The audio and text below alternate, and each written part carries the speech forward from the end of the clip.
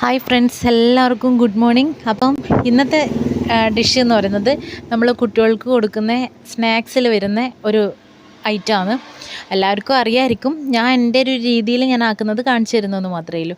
ആദ്യം തന്നെ ഞാനൊരു പാത്രത്തിലോട്ട്, ഒരു പരന്ന പാത്രത്തിലോട്ട് എടുക്കാൻ ശ്രമിക്കുക. 2 മുട്ട, പിന്നെ അതിന് അനുസരിച്ച് ഒരു 2 ടേബിൾ സ്പൂണ് പാലും അതിലോട്ട് ചേർത്ത് ഒരു നുള്ളു ഉപ്പും ചേർത്ത് കൊടുത്ത് അതിലോട്ട് നല്ലോണം മിക്സ് ചെയ്ത് കൊടുക്കുക.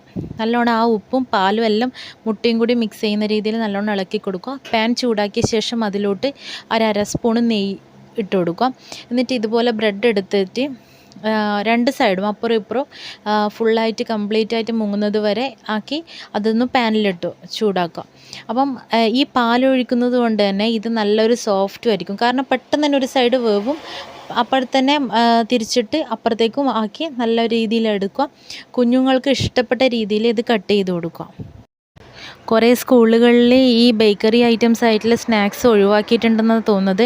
മോളുടെ സ്കൂളിലെല്ലാം ഒഴിവാക്കിയിട്ടുണ്ട്. അതുകൊണ്ട് തന്നെ ഇതുപോലെ ഐറ്റം ഉണ്ടാക്കി കൊടുക്കുക. അല്ലെങ്കിൽ മോമോസ്, അങ്ങനെയുള്ള കുറച്ച് ഐറ്റംസ് നമ്മൾ വീട്ടിൽ തന്നെ ഉണ്ടാക്കുന്നത് നമ്മൾ ഉണ്ടാക്കി കൊടുത്താൽ തന്നെ കുട്ടികൾക്ക് ആ ടേസ്റ്റുമായിട്ട് ഇഷ്ടപ്പെടുകയും ചെയ്യും, നല്ല രീതിയിൽ ഭക്ഷണം കഴിക്കുകയും ചെയ്യും. നമ്മൾ മിക്കവാറും ആൾക്കാർ ബിസ്ക്കറ്റ് അതുപോലെ തന്നെ ഐറ്റംസ് എല്ലാം കൊടുക്കുമ്പം കുട്ടികളുടെ ടേസ്റ്റ് കുറയുന്നു. അപ്പോൾ അവർ ചോറും കാര്യങ്ങളെല്ലാം ഭക്ഷണം കഴിക്കാൻ കുറയും.